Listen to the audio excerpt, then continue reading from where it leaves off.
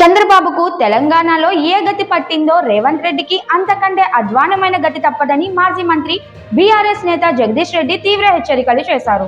నీ దొంగతనాల్లో వాటా అడుగుతున్నారని, అదే కోపంతో తన మంత్రులపైనే ముఖ్యమంత్రి కుట్రలు చేస్తున్నారని ఆయన ఆరోపించారు.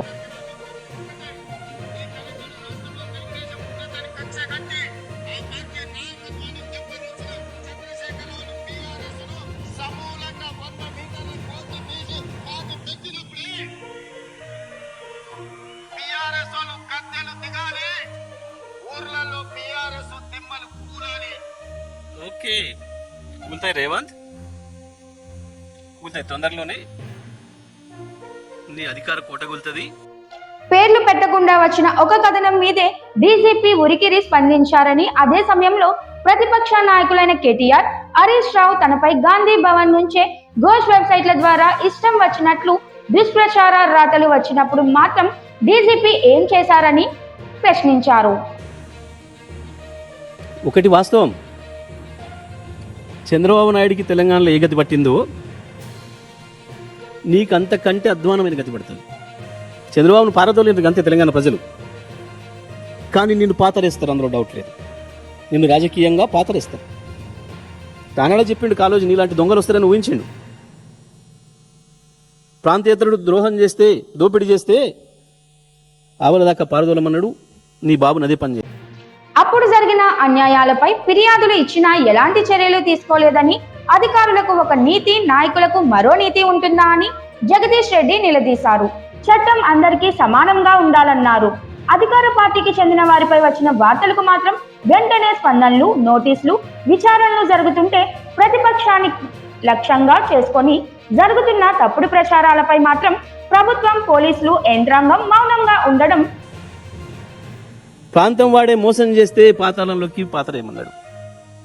నీకు గా శిక్ష ఇస్తారు ప్రజలు. అల్పపడకు, ప్రగల్భాలు పేలకు.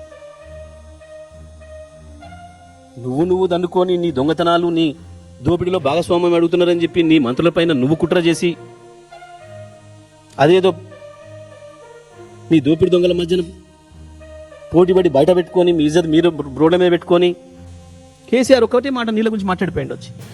ప్రజాస్వామ్యానికి ప్రమాదమని అన్నారు.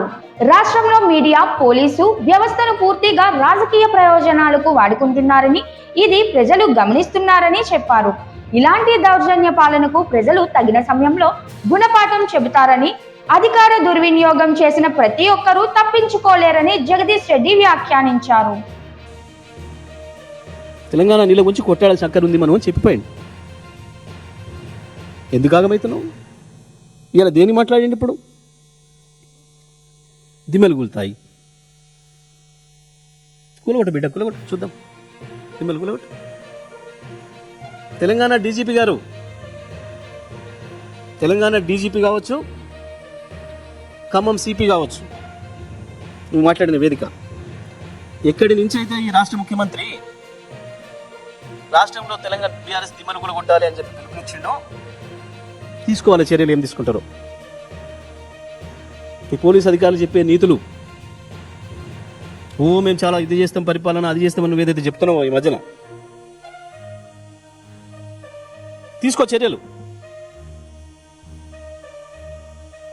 అదన్న పేర్లు పెట్టకుండా వచ్చిన కథనం, దాని మీదనే ఉరికి స్పందించినావు.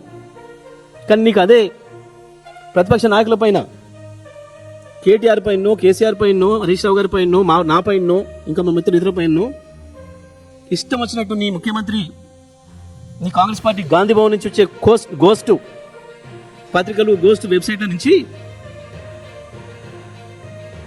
మమ్మల్ని ఇబ్బంది పెట్టే, మా కుటుంబాన్ని ఇబ్బంది పెట్టే, మమ్మల్ని హింస పెట్టే పనికి మళ్ళీ రాతలు 100 వస్తుంటే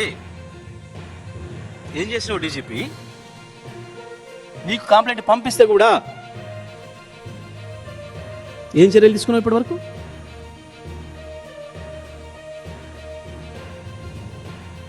అధికారులకు నీతి, నాయకులకు నీతి ఉంటుందా? చట్టం ఇంకో తిరుగుందా? చెప్పు సమాధానం. మేము ఇచ్చిన కంప్లైంట్ల మీద ఏమేమి ఉన్నాయో చర్యలు తీసుకో, చెప్పు. తీసుకో. ఇవాళ కూడా దీనిపైన చర్యలు ఉండాలి.